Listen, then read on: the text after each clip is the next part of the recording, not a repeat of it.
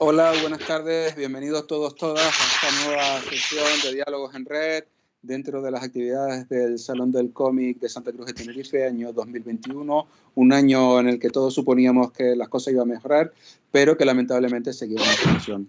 Este Salón del Cómic está organizado por la Fundación Cinemas Cómic de Santa Cruz de Tenerife y la Cátedra Cultural Moebius de la Universidad de Laguna, y el salón, por suerte, vuelve gracias al patrocinio de la Sociedad de Desarrollo del Ayuntamiento de Santa Cruz de Tenerife, del Cabildo de Tenerife y del apoyo del Gobierno de Canarias a través del Instituto Canario de Desarrollo Cultural. Les dejamos con un vídeo muy breve de uno de nuestros patrocinadores.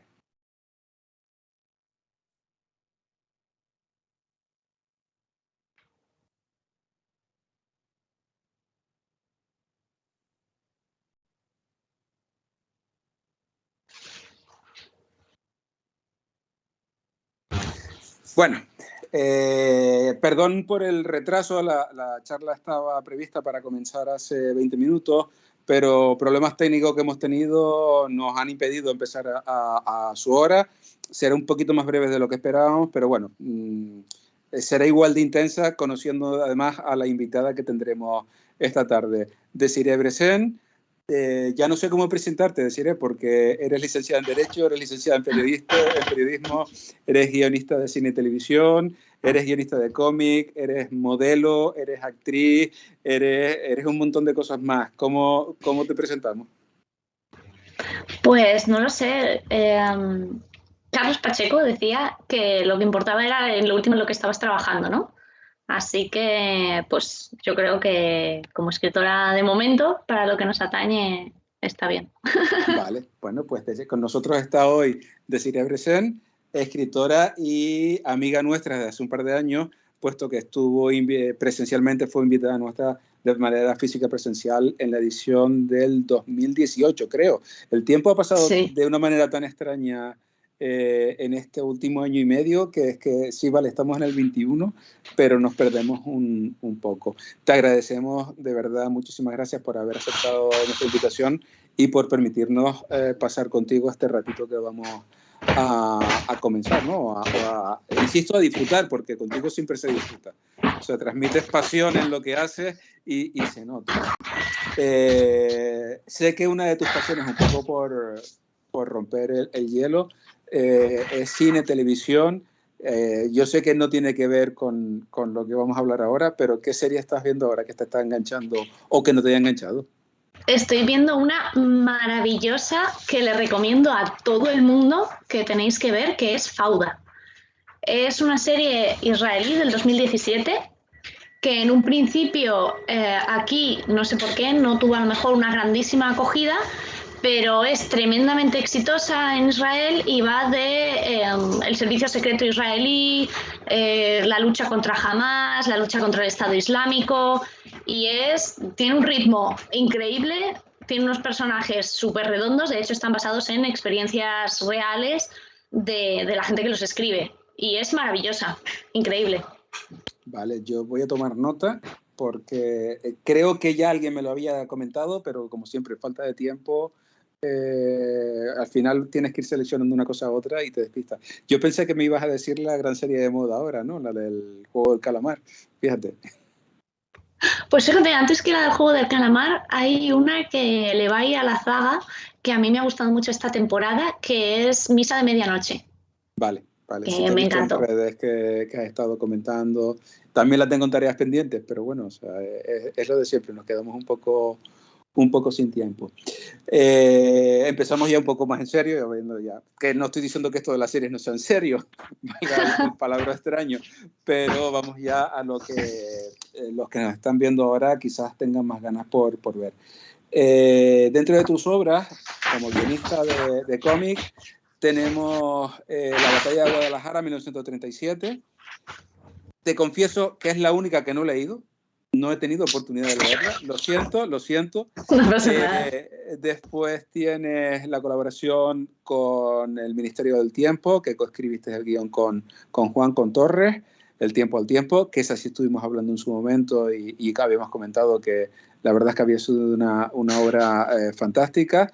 La llamada del bosque de los suicidas, primero se editó en Estados Unidos, después ya se reeditó en castellano por Carras y ahora mismo en la misma editorial está agotada, con lo cual eso significa Sí. que ha sido un exitazo de venta y te doy la enhorabuena por ellos, porque la verdad es que es una obra fantástica. Estabas en ese momento, insisto, cuando estuviste en el 2018 todavía no se había editado en España, fue justo después. Y tu último trabajo publicado, que yo sepa, porque lo mismo me estoy confundiendo, es este que tengo aquí, no sé si se puede ver, a ver, sí, no sé si se ve al revés, 1527, el saqueo de Roma. Es un comic book, no sé cómo llamarlo, porque un tebeo, es una historieta editada por Historia de España en viñetas de la editorial Cascaborra Ediciones. ¿Cómo llegas, deciré, a esta obra? Porque a priori sí es historia y curiosamente a mí me entroncó con el Ministerio del Tiempo, o sea, volvemos a escribir como historia, pero ¿fue decisión propia? ¿Te llamaron?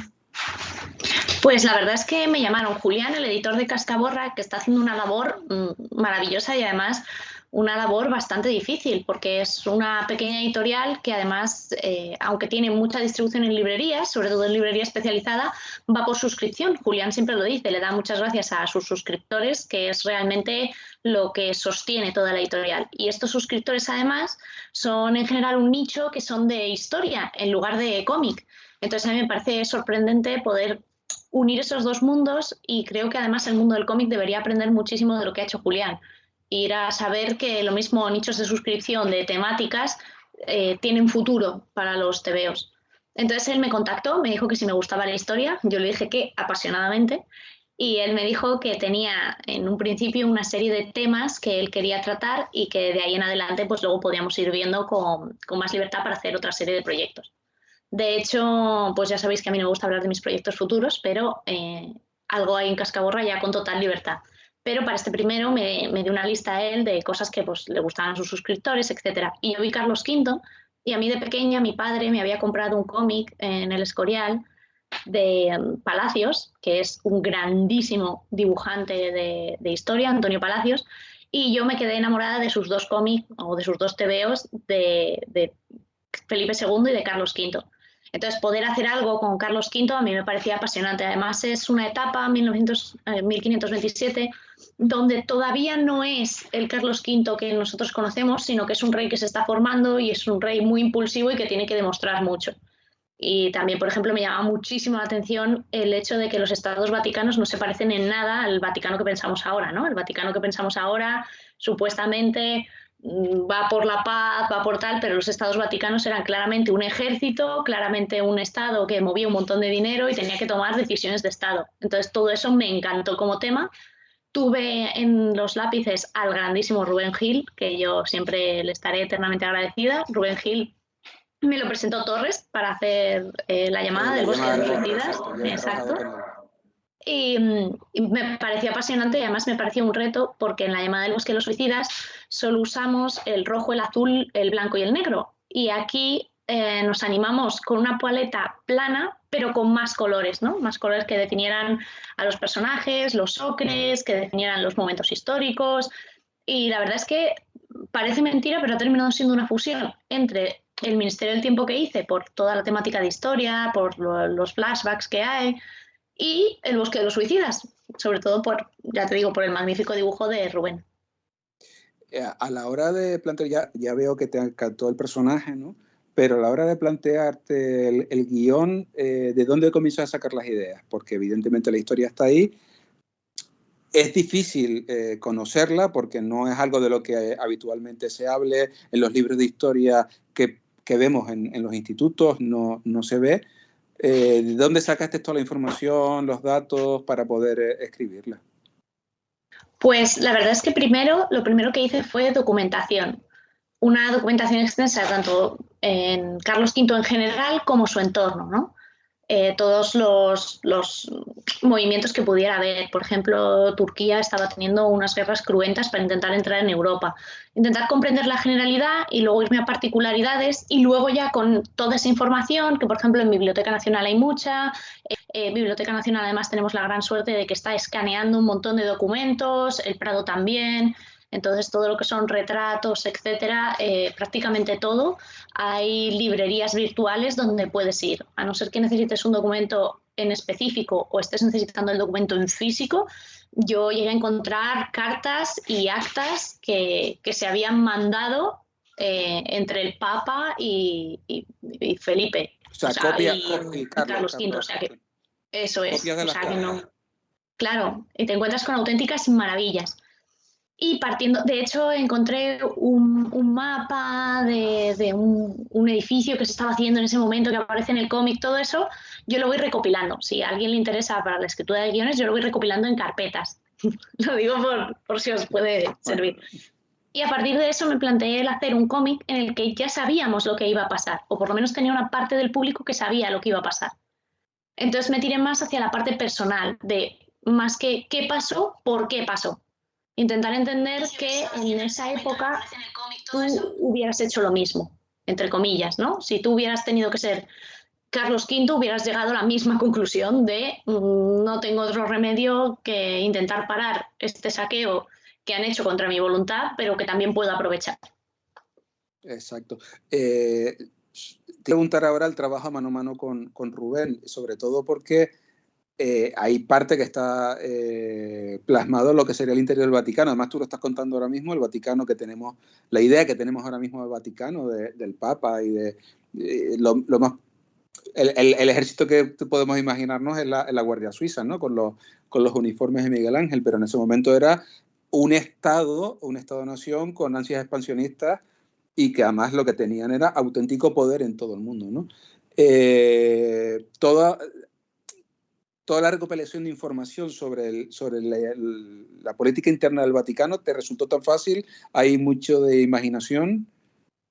Pues la verdad es que el Vaticano tiene bastantes archivos oficiales sobre Clemente VII, por ejemplo, que era el papa que ahora mismo nos atañe, tenía muchísimas cosas en abierto. Es verdad que tiene cosas en privado, pero no suelen ser cosas en las que en un principio te metes en la historia general. Imagino que tendrían sus escándalos, pero en un principio, como además ya era suficiente escandalosa la situación en sí, no tenía que buscar ningún documento particularmente secreto. Una anécdota que sí cuento y que sí puede servir también a los guionistas es que a veces yo tiro mucho de Google Street View, porque obviamente documentándote en qué ha cambiado, tú puedes guiar cómo se entra al Vaticano, cómo es casi el Museo del Vaticano por dentro. Luego Google está teniendo acuerdos con un montón de galerías y tal para incluso poder ver los edificios por dentro. Entonces eso es algo que no debemos despreciar, porque es como estar allí. Mira, la tecnología que nos estaba impidiendo al principio poder conectarnos, al final resulta que sí sirve para algo, ¿no? Un poco en broma. Fíjate, es que te lo comenté, es un referente ahora mismo en tu obra el concepto de historia, ¿no? Tiene el que no he podido leer, ya insisto que intentaré solucionarlo y te lo diré, ¿no? Sobre la batalla de Guadalajara, el Ministerio del Tiempo ¿por qué esa fijación con la historia? Porque A mí incluso... me encanta la historia. De hecho, una de las cosas que más me gustó para la batalla de Guadalajara fue igual documentar Brihuega, documentar Gerda Taro, documentar Errol Flynn, que aparecen en la historia, que me parecía fascinante que todos esos personajes pasasen por España y pasasen en un momento tan delicado como es una guerra civil. Y a mí es que la historia siempre me ha apasionado. Hay un gran tema en la historia que me encanta, que todavía no lo he tocado en cómic, que es la Segunda Guerra Mundial, que imagino que en algún punto lo tocaré, porque es la gran temática que me apasiona y que en algún punto encontraré el tiempo para hacerlo. Pero sí, yo creo que más que de una manera buscada, creo que ha pasado de una manera orgánica, de una manera natural. Es decir, a mí me gusta mucho la historia y me gusta mucho el cómic. Entonces, cuando yo empiezo a hablar con un editor o con cualquier otra persona, me dice, bueno, ¿y qué te gusta? Y le digo la historia. Entonces, entiendo que haya editores o entiendo que Torres, por ejemplo, en su momento con el Ministerio del Tiempo me lo dijera o Julián me dijera, ¿te interesa hacer algo con la historia? Porque saben que lo haces desde una posición de respeto, saben que lo haces desde una posición de tratar de entender a los historiadores, tratar de entender ese público, porque en realidad eres tú también ese público. Oye, solo por curiosidad, ¿sabes si la editorial está trabajando con centros de educación, con institutos, con colegios, a donde llevar el cómic? Porque es una manera de llevar la historia al aula, que no sea tan frío como un texto, simplemente, ¿no? De estudiar No lo algo. sé, yo se lo dije a Julián y me dijo que no era tan fácil pasar a ello, pero yo le planteé tu misma duda porque yo creo que es que están un montón de batallas, son como una especie de episodios nacionales, ¿no? Hemos terminado trabajando un montón de gente del mundo del cómic en ello, súper contentos todos bastante unidos, y además ahora ha empezado como un subsello son biografías súper bien tratadas y está Clara Campoamor, o sea, hay un montón de biografías que merecen muchísimo la pena. Así Es que que, sí, estoy totalmente contigo. no, lo habíamos hablado, yo había llevado el cine al aula, he trabajado dos conceptos de historia, de filosofía, hasta de matemáticas en el aula, pero cuesta sobre todo convencer al profesorado de turno que tiene ya sus ideas en general. No me gusta analizar, pero bueno, o sea, esa es un poco la idea, ¿no? Es curioso que hayas nombrado de los episodios nacionales, porque recuerdo perfectamente que a mí me obligaron a leer Trafalgar en su momento, pues a lo mejor tendría 12 años. Me pareció una lectura árida, o sea, que yo intragable. Es más, o sea, tardé en volver a acercarme a Galdós precisamente por aquello, porque me hicieron tragarme aquello que además se suponía que era lo más de aventuritas que te podían hacer leer. Y ahora pienso lo que se podría hacer llevando la última obra del Torres, ya que lo has nombrado, al aula, ¿no? Lo de Galdós y la miseria, ¿no? Exacto. Entonces, que al fin y al cabo tú estás leyendo Galdós y la miseria y estás leyendo en versión hiper reducida, pero estás leyendo Fortunete Jacinta. Es una manera un poco como de acercarse, ¿no? Creo que tú Exacto. estás de acuerdo. Sí, totalmente. De hecho, en literatura se da un factor que a mí me lo explicó un lingüista, que de estas cosas que una vez que te lo explican, pum, no lo vuelves a ver nada igual, ¿no? Dice que Shakespeare, por ejemplo, se recomendaba mucho en los colegios y la lectura era muy ligera en la actualidad porque lo que habíamos hecho era ir traduciendo a Shakespeare desde su inglés original, actualizándolo. Es decir, no es lo mismo una traducción de Shakespeare del siglo XIX que una traducción de Shakespeare del siglo XX, pero de los años 50, que una traducción de Shakespeare de los 90 y que una traducción de Shakespeare del siglo Actual, sí. XXI. Entonces lo que está pasando es que alguien en un colegio coge a Shakespeare y sí lo ve en un lenguaje más cercano, pero ni siquiera es por Shakespeare, es por su traducción. Sin embargo, Galdós conservamos el original. Sí es verdad que del castellano antiguo, por ejemplo, de cosas como el Cid o del Quijote, ha habido adaptaciones, pero hay unas adaptaciones como muy fieles, también para mantener, obviamente, el libro original. Pero llega un momento en el que esto te distancia de la lectura. Y obviamente no digo que no vayas a leer la obra troceada o no vayas a leer, pero sí es verdad que hay ciertas lecturas que son mucho más entendibles para un público de un rango de edad que otras. Y que todo lo que metas a presión y a calzador, lo que va a provocar es rechazo. Va a provocar, en mi opinión, rechazo y luego que la gente se quede encerrada en ciertos cubículos lectores. Es decir, ¿está mal leerte una obra, cualquier obra de juvenil para empezar? No. ¿Está mal continuar con esas obras de juvenil toda tu vida? Tampoco. Lo que está mal es quedarte solo en un tipo de literatura porque es cómoda para ti. Pero eso tiene que ser una transición natural que tú quieras dar. Y esa transición, por supuesto, no se hace obligando a nadie a leer. Tienes toda la razón. O sea, yo te Y digo más con que al final resúmenes. genera rechazo. Genera rechazo y al fin y no le.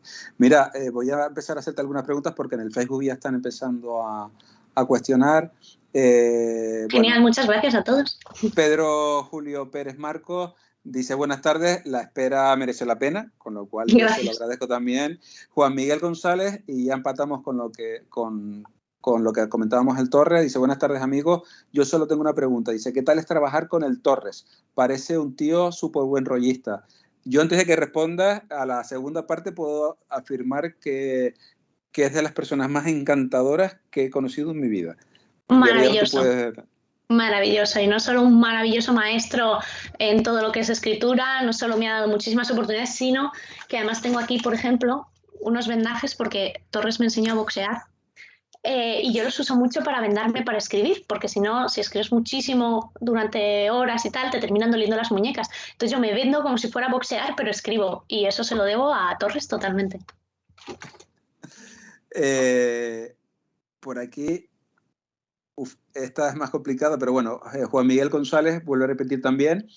Dice, bueno, otra pregunta, dice, ¿cómo se puede ser creyente cuando te das cuenta de todas esas locuras de la Iglesia? Y es un poco lo que estábamos hablando, de que el Vaticano en su momento no era lo que es ahora, ¿no? Sino era realmente un país con poder. Era un país beligerante y de hecho en antropología de las primeras cosas que aprendes es que cualquier religión tiene una justificación mucho más mundana de lo que nos podamos imaginar. Como puede ser realizarse la circuncisión, pues era para no obtener enfermedades, para no tener ese tipo de cosas. No comer cerdo era por la triquina, y todo ese tipo de cosas que se han ido sacralizando en realidad vienen de cosas muchísimo más prácticas que no tienen nada que ver con la religión ni con las creencias. Y eso es la religión. Sí, pero nos podemos meter en, ¿cómo? Podemos empezar a abrir melones aquí que nos pueden, vamos, caer del cielo uno detrás de otro. Bueno. Otra pregunta, dice, buenas tardes a todas tardes, Pedro Julio Pérez otra vez. ¿Cómo equilibras entre la información fiel que recopilas para tus historias y los detalles que tú imaginas en mente para realizar una obra? ¿Se prefiere ser fiel a los datos históricos o prefieres sorprender al público dando libertad a tu imaginación? Yo creo que siempre hay un límite, que es el límite de la realidad. Y luego otro límite que yo me pongo es no hacerlo con mi visión. Es decir, si yo ahora me pongo a pensar, joder, es que qué mal está invadir y saquear Roma, y quemar cosas, pintar cuadros, nunca voy a llegar a la conclusión a la que ellos llegaron. Te tienes que poner siempre en el lugar de, en este caso, los Lanzqueretes, que eran soldados alemanes que llevaban meses sin cobrar y que les daba igual en realidad todas estas guerras. Entonces ponerte en esa mentalidad de ese soldado. Y luego teniendo los datos diciendo, pues si yo hubiera sido así y con estos datos que sé que en realidad pasaron, me hubiera sentido de esta manera. Es decir, a lo que le doy libertad creativa en realidad es al sentimiento, más que a lo que pasó. Al fin y al cabo es una obra, me refiero, no es un libro de texto, ni un libro de consulta, ni estás sentando cátedra, estás haciendo un... Uy, la frase a lo mejor va a parecer que está fuera de lugar, pero estás haciendo un divertimento a partir de una realidad. Cuidado con el concepto de divertimento, que parece que lo estás tomando a la ligera. Es decir, estamos haciendo Pero una obra para todo el mundo, exacto. Totalmente, totalmente. Y no solo eso, sino que estás buscando la subjetividad en datos objetivos, que es, haces justo, digamos, el trabajo contrario al que hace un historiador en un ensayo. Vale. A la espera de un par de preguntas más, sí te voy a preguntar entonces por relación con Rafael Gil. Rafael Gil, no, perdona, con Rubén Gil. Rafael Gil era el director de cine. Con Rubén, porque ya habías trabajado con él en El Bosque de los Suicidas, la llamada del Bosque de los Suicidas, y vuelves a trabajar aquí con él en El Saqueo de Roma. ¿Fue elección? ¿Tú lo propusiste? ¿Te vino impuesto también?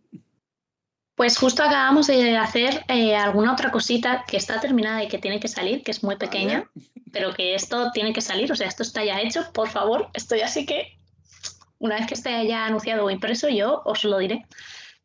Y justo estábamos haciendo eso y me dijo Julián, oye, ¿te apetece hacer algo de esto? Y yo enseguida pues se lo dije a Rubén, oye, mira, si estás libre, yo la experiencia contigo ha sido maravillosa y Rubén es uno de esos dibujantes que cuando recibes una página es mejor de todo lo que tú habías imaginado.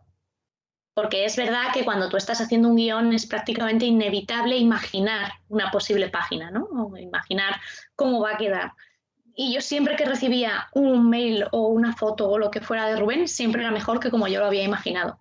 Así que, y luego me gustan muchísimo los acabados que da Rubén, porque da un acabado como muy realista sin ser realista y luego da una mancha muy bonita, da una suciedad muy bonita, que eso es muy complicado hacerlo, o en mi opinión es muy complicado hacerlo para un dibujante.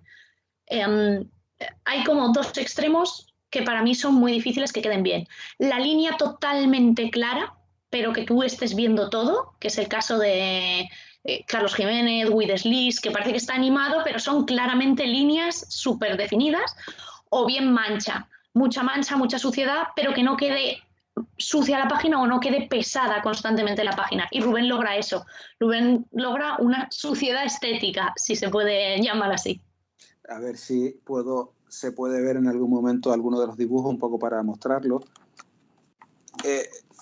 Yo creo que se ve algo, ¿no? Sí, se está viendo aquí un Carlos V y tú lo estás hablando. No es línea clara, evidentemente, pero estás viéndolo estéticamente, es perfecta. O sea, yo creo que además para la obra sí es lo que se necesita, ¿no? A ver si sí, vemos y además... otra. Mira, aquí estos son más ocres, más oscuros. Eso es, porque estamos con Carlos V arriba. Exacto. Sí. Luego pasamos otra vez a Roma y es la sangre de la batalla.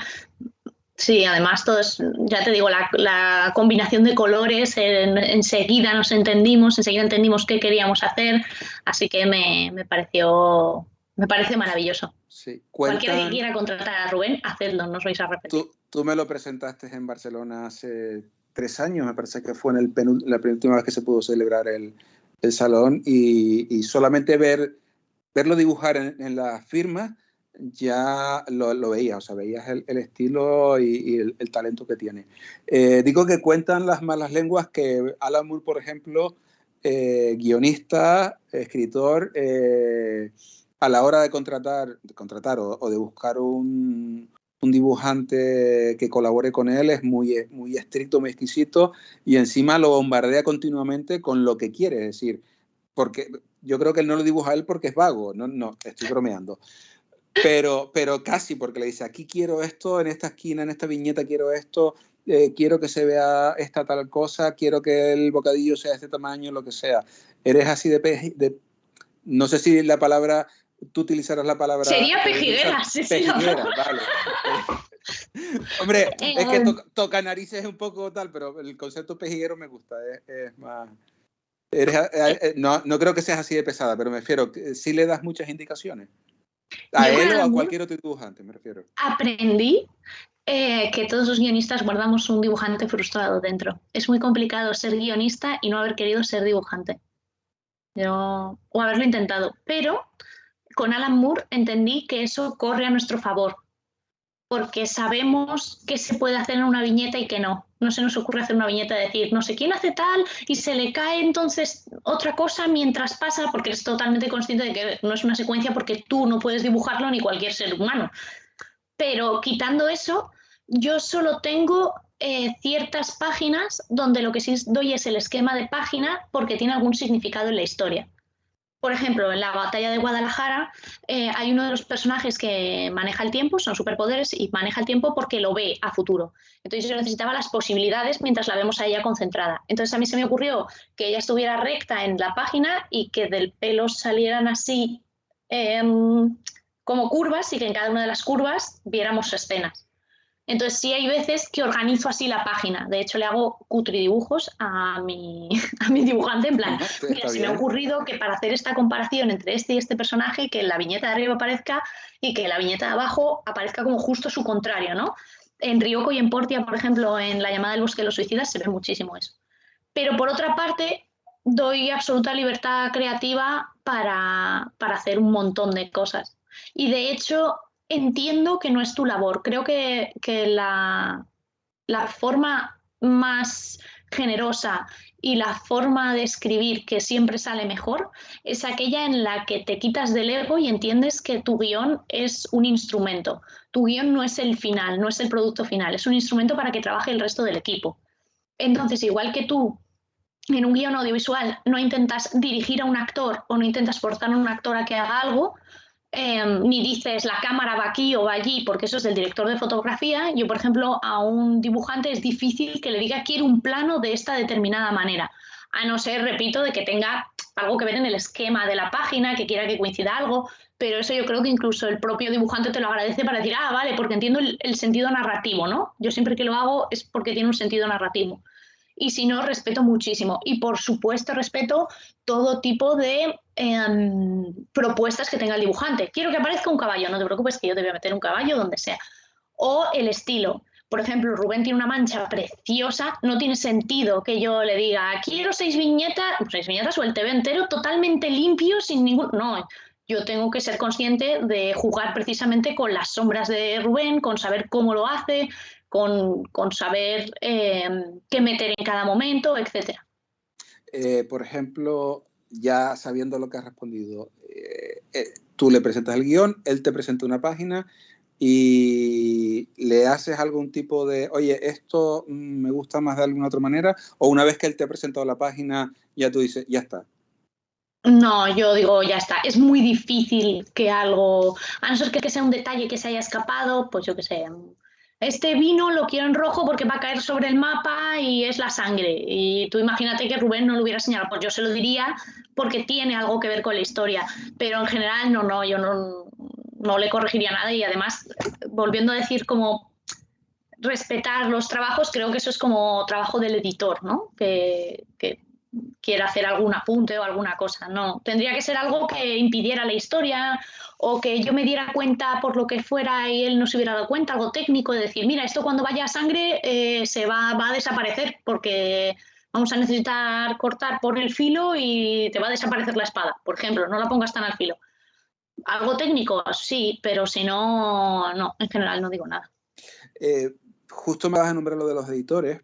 Entiendo que cuando guionizas El Ministerio del Tiempo ya vienes con unos parámetros bastante bien marcados, porque al fin y al cabo es,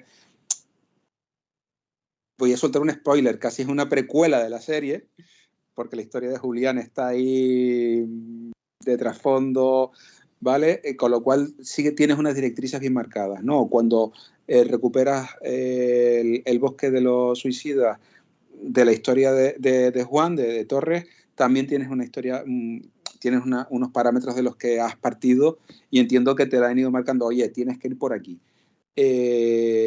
¿Para este has tenido completa libertad o también desde la editorial te han dicho, oye, esto no, esto sí, toca esto? No, una vez que me dio el tema, la verdad es que Julián en el resto me dejó hacer lo que quiso. De hecho, cuando vio la propuesta dijo, es distinto a cualquier tipo de cómic histórico que yo haya visto hasta ahora, pero creo que va a funcionar. Y le dije, genial. Y me dejó ir para adelante con todo. No tuvimos problema ninguno en ese sentido. La verdad es que le estoy muy agradecida. La diferencia entre franquicias y tu propia obra y una obra por encargo es, en una obra por encargo tú puedes poner un porcentaje más grande de lo que eres tú, pero no te puedes exceder de lo que te han encargado.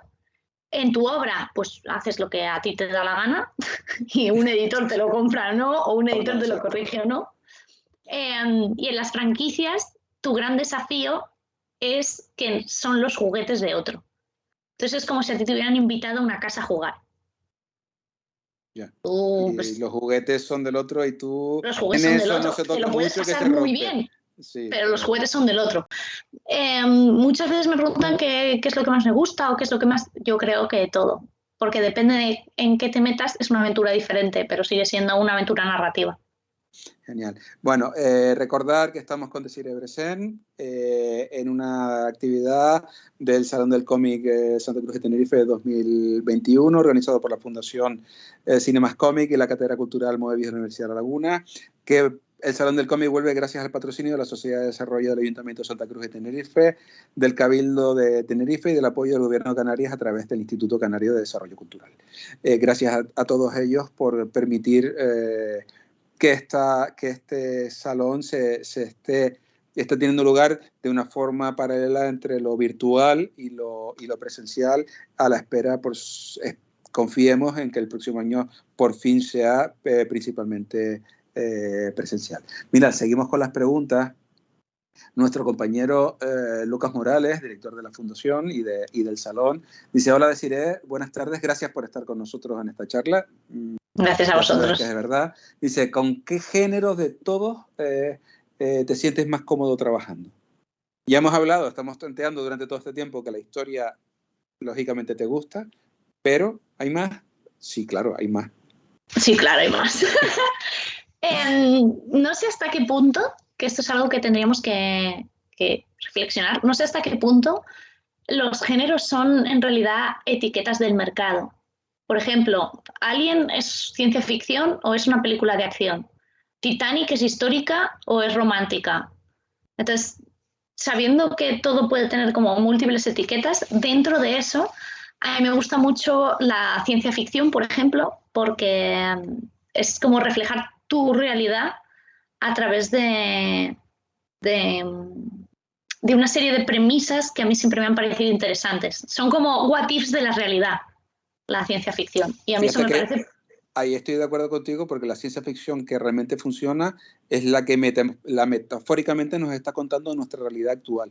Solo que nos Eso estás es, trasladando de alguna manera a un futuro sí que, el what if, eso ¿no? es, eso Y es. eso, ahí sí es verdad que estamos de acuerdo. O realidades que se pueden dar, o sí, sí, sí, avisos para la actualidad. Me gusta también mucho la fantasía porque me he criado con ella, pero le tengo mucho respeto como para meterle mano. Y me gusta mucho el drama. Soy muy drama llama, allá donde, donde puedo De, meter mano en una historia. defíneme drama mejor. Algo tipo Jane Austen, algo tipo Titanic.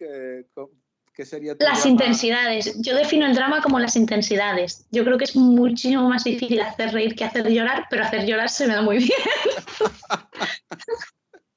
Recuerdo ahora mismo Tigre y Dragón, la película de Dan Lee, ¿la tienes en mente? Que era una película de intensidad. Sí tenía esos momentos de acción, pero después todo era pasiones contenidas, era todo de absoluta pasión. Era un drama magnífico de acción. O sea, lo calificaría yo más de drama que de película de acción. Aparte que perteneciera a un género de las películas de Hong Kong, esa es otra historia, ¿no? Eso ya son para especialistas. Mira, Pedro Julio Pérez vuelve otra vez a preguntar, dice, ¿cuál ha sido tu mayor reto profesional, tanto como guionista, como productora o como escritora? O como actriz. Eh, renunciar a la perfección. Pero eso es un reto. Renunciar, sí, es contra ti mismo, sí. Saber abandonar un proyecto diciendo ya está hecho. He hecho lo mejor que he podido y no hay tiempo o no la voy a hacer, otra revisión más, otra o apunte más, otra búsqueda más. Ya está hecho. Es mejor algo hecho que perfecto. Vale, bien. Volviendo otra vez un poco con lo de Rubén Gil, preguntan, dice, ¿hay algún otro dibujante con el que te gustaría trabajar ahora? Mogollón, mogollón, mogollón. Me encantaría, fíjate, me encantaría con alguien muy particular a la que sigo mucho, que es María Llobet, que creo que es un talentazo de nuestra generación. Me encantaría con Miquel Janín, que está haciendo un Superman brillante. Me encantaría con Guido Slis, que me parece que hace prácticamente periodismo en viñeta. Me encantaría, por supuesto, con Carlos Pacheco. Me encantaría con un montón de gente. Con un montón de gente. O sea, yo podría ir sacando, sacando nombres y diciéndote. Bernet, me encantaría hacer algo con Bernet. Es que ya estás hablando de palabras mayores, lógicamente. No, no estoy menospreciando a Rubén, pero me refiero que es un poco como la ilusión de muchos, ¿no? De trabajar. Es curioso que has nombrado varios de superhéroes, me refiero, has nombrado a Superman, o sea, dibujos motivos, has nombrado a Carlos. Eh, es, es, es una cuestión personal, pero vista tu trayectoria, no me parece que tuvieras entre tus gustos guionizar un superhéroe, guionizar a un Esquijama, vamos, ¿no? Me encantaría.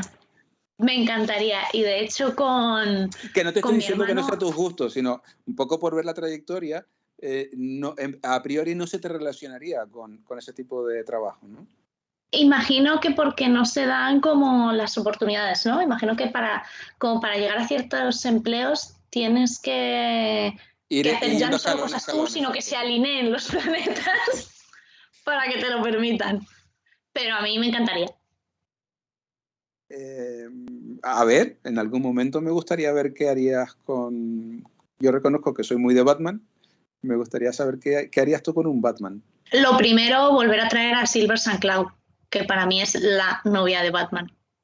O sea, Steve Englehart, para mí la etapa de Steve Englehart, excepto como la segunda sí parte que hizo como con Batman intentando volver atrás, sino toda la naturalidad del principio me encantó, toda la relación de lo que decíamos antes, de las figuras de Estados Unidos que son en realidad su panteón santoral.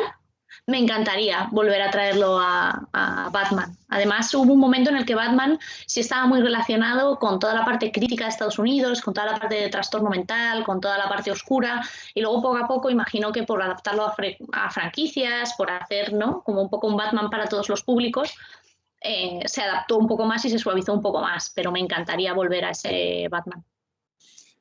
Sabes que los sueños al final se consiguen trabajando en ellos, o sea, no creo que nadie vaya a venir a tu puerta porque sí, hola, mira, quiero tal, pero sabemos que con trabajo y con esfuerzo es más fácil de conseguir que no simplemente sentándote a esperar, confiemos. Mafe Suárez pregunta, hola Desiree, gracias por estar este ratito compartiendo con nosotros, tu experiencia con nosotros.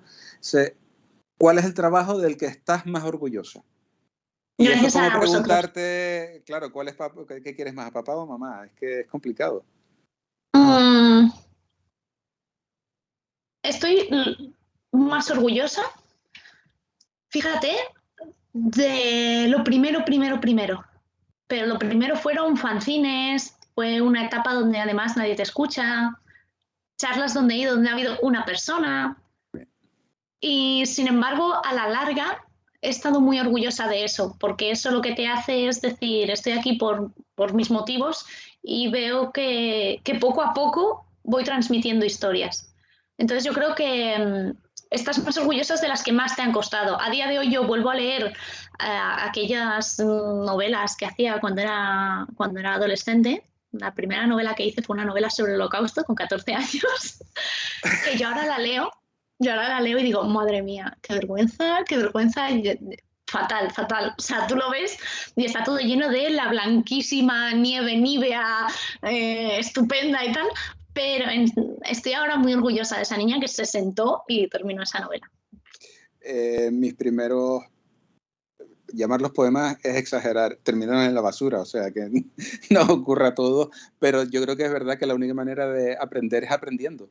O sea, tú no puedes nacer aprendido y empezar a escribir porque sí y escribir un Quijote, no vas a hacerlo. Eso es. Hay que escribir y escribir y escribir y evidentemente cada uno con sus edades. Es curioso que tú lo guardes y ya te digo, la diferencia es que yo tiré todo. No, me pareció horroroso al final y terminé tirándola. Recuerdo alguna cosa, pero puntual. Mira, Chloe Benny dice, ¿los dibujantes con los que trabajas suelen aportar elementos a la historia que te sorprendan o suelen haber acuerdos mutuos sobre lo que va a haber en cada página? Es un poco de lo que habíamos comentado antes, ¿no? A mí me encanta que me sorprendan, que me propongan cosas. Yo en ese sentido soy súper abierta. Lógicamente, si me propones, pues Carlos V en esto tiene un MacBook y está, pues te voy a decir, hombre, pues no. Pero en general a mí me gusta mucho todo lo que sean aportaciones del dibujante, me encantan. De hecho, Rubén, por ejemplo, dijo, mira, en este fragmento de la historia que aparecían Carlos V y la reina, dice, creo que la reina ya estaba embarazada de Felipe II, tal, ¿te importa si intentamos ver? Y efectivamente, cuadrando efectivamente por las fechas, lo estaba. Y yo le estoy inmensamente agradecida a Rubén, a que se diera cuenta Rubén de que eso era así. Que si lo hubiéramos hecho sin un embarazo claro, pues lo mismo no se hubiera notado por los meses, por las fechas, siempre puedes, digamos, escaparte, ¿no? Pero lo notamos gracias a él, en realidad. Entonces, estoy inmensamente agradecida. Y eso, por ejemplo, cambió la historia, sí. Chloe vuelve a preguntar, dice, ¿y cuál es tu esquema a la hora de escribir un guión? O sea, ¿cómo te planteas tú el guión desde cero? ¿Cómo es el horror de la página en blanco hasta que por fin tienes algo? Yo creo que en guión tenemos la inmensa suerte de que en lugar de la página en blanco tenemos el límite de páginas. Yo siempre o casi siempre intento trabajar con un límite de páginas. Si no te lo da alguien, te lo puedes dar tú mismo, porque en americano las páginas suelen ser 22 o 24, que es el número de la grapa, o en europeo suelen ser 44. En Cascaborra son unas poquitas más, 54, porque es como un número cerrado que tiene ya Julián pues, para imprimir, para hacer cosas. Pero en general, al estar ya tan cerrado, no trabajas sobre algo en blanco eterno, sino que tú dices, vale, tengo 54 páginas y tengo que meter esta historia en estas 54 páginas. Y entonces lo que intentas hacer es un poco encajar todas las piezas y según tú vas viendo que van encajando, tú dices, le voy a dar preferencia a este personaje, con lo cual le estás dando más páginas, ¿no? Y luego, al ser algo tan visual, tú vas viendo cómo van quedando, si vas acelerando la acción, si no. Cuantas más viñetas metas, curiosamente más se acelera la acción. Podría pasar lo contrario, pero no. Cuantas más viñetas metas, más se acelera la acción porque tú juegas con el imaginario del lector de lo que hay entre viñeta y viñeta, ¿no? En el espacio ese, en nuestra mente es un espacio de tiempo. Es decir, cuando vemos, por ejemplo, a Batman saltar desde una cornisa al suelo, si lo vemos en 2 viñetas, ha caído así, y sin embargo, si lo vemos en 8 viñetas, ha caído mucho más rápido, mucho más acelerado, porque estás viendo como más, muy entre comillas, fotogramas por segundo dentro de la unidad de página. Entonces, sabiendo eso, tú dices, esta escena la quiero más acelerada, esta escena la quiero menos, voy a necesitar menos espacio. Y así lo vas construyendo. Se parece mucho, en mi opinión, a hacer un puzzle o hacer un Lego. Ahí me has dejado ya cuadros, lo del puzzle o del Lego, ¿sabes? Es verdad que al final es que parece como si tú tuvieras, sí, vamos, entiendo que tú tengas claro el guión que quieres hacer al final, pero el puzzle está como predeterminado, ¿no? O sea, esto es lo que tengo que hacer, estas son las piezas y las tienes como prefabricadas y las encajas, ¿no? Tengo que darle una vuelta a eso del puzzle o del Lego, fíjate que me llama la atención. Me has comentado cómo planteaste o cuál fue tu investigación para esta obra, pero para algo tan distinto como El bosque de los suicidas, ¿cómo buscas información?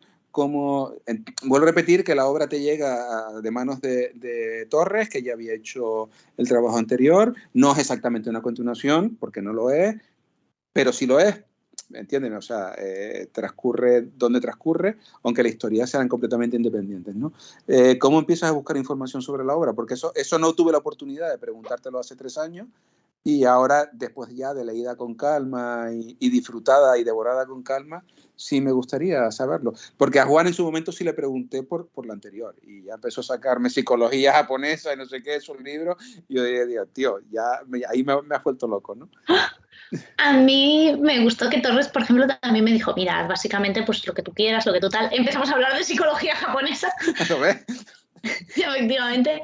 Y a mí me interesaba mucho el personaje de Ryoko, porque el personaje de Ryoko es el único nexo, digamos, que hay entre la primera obra y la segunda. Pues yo lo cogí como unión con esa primera obra. Y yo me planteé cómo vivió ella la primera parte, cómo debió ver ella todo eso. Tú terminas viendo a los extranjeros, entre comillas, ¿no? Además con amigos japoneses que tengo yo, extranjeros que van de súper japoneses, muy entre comillas, porque precisamente el cómic va de esto, que ellos no se identifican para nada con esas personas. Es decir, Portia, que es la otra protagonista, es una otaku irredenta, que le encanta la típica comida japonesa, le encantan los videojuegos, le encanta... Entonces, cuando llega y conoce a Ryoko, Ryoko le dice, bueno, es que la cultura japonesa en realidad no es esto. Y sin embargo, yo iba tirando y iba diciendo, en realidad, la cultura japonesa también es esto. Lo que pasa es que de momento ellas dos eran dos conjuntos aislados. Pero empecé a plantearme qué es la cultura, qué es cuando tú llegas a un sitio, en realidad, de dónde eres. Cuando tú consumes muchísimo manga, sabes japonés, eh, hace falta que sepas todas las tradiciones para saber un montón de japonés. Por ejemplo, cuando alguien te da a ti una nacionalidad, como es la japonesa, como es la estadounidense en el caso de Portia o como es la española, en realidad lo único que te está dando es un papelito de dónde has nacido, pero puede diferir muchísimo tu propia alimentación de una zona de España a otra zona de España, tus experiencias con tu madre, tus experiencias con con la gente con la que tú te relacionas, tus acentos, tus palabras. Entonces todo eso en realidad va conformando una cultura y una subcultura que en realidad sí conforman la gran cultura. Es decir, a nosotros nos puede unir el Quijote, pero para bien o para mal también nos une Zetangana, o también nos une La Casa de Papel, o también nos une aquello que nos podamos imaginar. Otra cosa es las repercusiones que vayan a tener eso a futuro o no, pero el cine de Berlanga somos nosotros, todo eso también somos nosotros. Pues yo me planteé eso en un escenario japonés, ¿no? En un escenario en el que Ryoko niega las nuevas culturas y Portia desconoce las antiguas. Entonces están destinadas a chocar cuando se conocen. Yo insisto que la disfruté y muchísimo. Curioso porque se editó primero en Estados Unidos, en la editorial Amigo, ¿puede ser? Exacto. Y después se edita aquí en Carra. ¿La escribiste directamente en inglés? ¿La escribiste en castellano? Directamente en inglés. O sea, yo sé que tú viviste en Canadá. En Canadá viviste, ¿no? Sí, en Ottawa. Exacto. Y a mí me costaría todavía, pero bueno. La escribiste en inglés, traducción, la traducción. Y hice una traducción, pero es verdad que Torres me hizo un repaso sobre diálogos, sobre cosas, que además se lo agradezco en el alma, porque era mi primer cómic y la verdad es que él me guió un montón. En plan, esto va a quedar muy denso para una página, aquí queda muy silencioso para una página y aprendí muchísimo de él. La verdad es que es lo que comentábamos antes, o sea, es un encanto de persona que además siempre está ahí dispuesto a ayudarte en lo que pueda, o sea profesionalmente, sea como amigo, para cualquier cosa siempre está dispuesto. Deciré, ya llevamos 50 minutos, se nos hizo un poco tarde, tenemos casi de dejarlo en unos minutos para la siguiente. Es una pena porque sabes que disfrutamos contigo, además de las personas que empezamos a hablar y podemos ir empatando un tema con otro, y yo he intentado limitarnos al cómic, porque si nos fuéramos por otro lado, ya si habláramos de Ravenclaw y de Harry Potter, ya las fastidiábamos, ¿no? Ya sabes que, para terminar, unión con el cine, ¿me puedes adelantar qué es Miss Red? Miss Red y Tigre Callejero. Es una obra.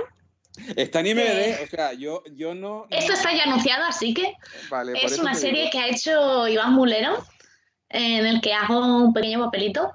En IMDb estás como Miss Red. Eso es un personaje. Exacto. Y, ¿por tu pelo o porque vas vestida? No lo sé, estoy bromeando porque insisto, solo he podido ver lo que sale en IMDb, ¿sabes? Que no es por el pelo. Voy con un corsé de Vivian Blue, el personaje, que me pareció precioso, es precioso. Es una diseñadora maravillosa y está dirigido por Iván Mulero. Rodamos en Barcelona y fue maravilloso. Vale, maravilloso. Se estrenará pronto, hay fecha de estreno. Está basada en Tigre Callejero, en la obra de Erito Montaña, el Tito Montaña. Y nada, tuvo un estreno por festivales, pero no sé en qué momento saldrá totalmente a la luz o saldrá en una distribuidora. Imagino que todos esos detalles los sabrá él. Yo, en cuanto lo sepa, por supuesto, lo comparto. Vale. Y muchas gracias por preguntar por ello. No, es que estupendo. Y lo otro que te he visto en redes era un trabajo que estabas haciendo, estaba Asunta Serna por algún lado. ¿Te puedo preguntar qué era? Con Familia de Cine. He estado trabajando y haciendo cositas con Familia de Cine, que son maravillosos. Es una comunidad súper ética, montada por Asunta Serna y Scott Cleverdon. Y les estoy profundamente agradecida porque cada día somos más y cada día es gente súper abierta que te cuenta qué está haciendo, que tú les cuentas qué estás haciendo, que todo es tremendamente transparente y yo creo que lo esencial en la industria, en cualquier industria, ya sea en el cómic, en el cine, en cualquier cosa, es ser transparente, honesto y con las personas con las que te encuentras intentar mejorar su vida y en lo que puedas ayudarles.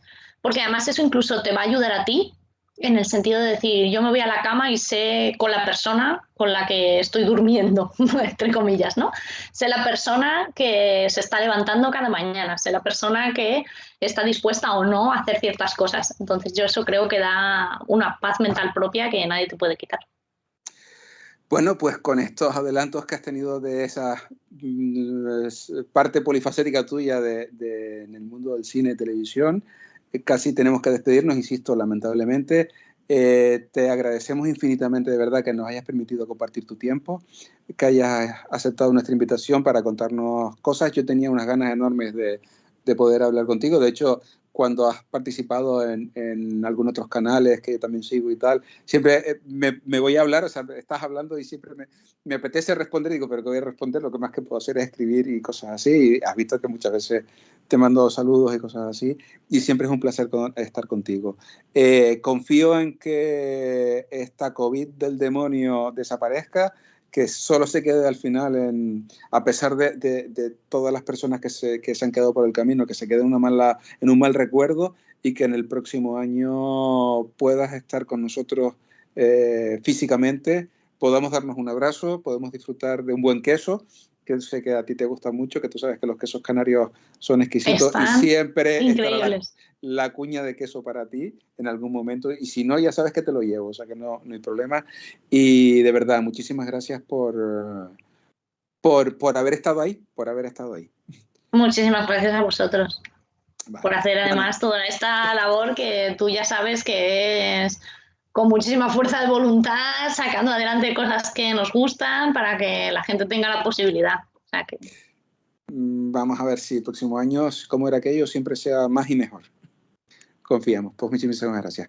Recordar que el Salón del Cómic de Santa Cruz de Tenerife está organizado por la Fundación Cinemas Cómic, la Cátedra Cultural Moebius de la Universidad de La Laguna, y que el Salón del Cómic 2021 vuelve con el patrocinio de la Sociedad de Desarrollo del Ayuntamiento de Santa Cruz de Tenerife, del Cabildo de Tenerife, del apoyo del Gobierno de Canarias a través del Instituto Canario de Desarrollo Cultural. Y terminamos de nuevo con un vídeo pequeño de nuestros patrocinadores. Gracias a todos, gracias a todas por haber estado ahí y acompañándonos en esta charla hiper agradable con Desiree.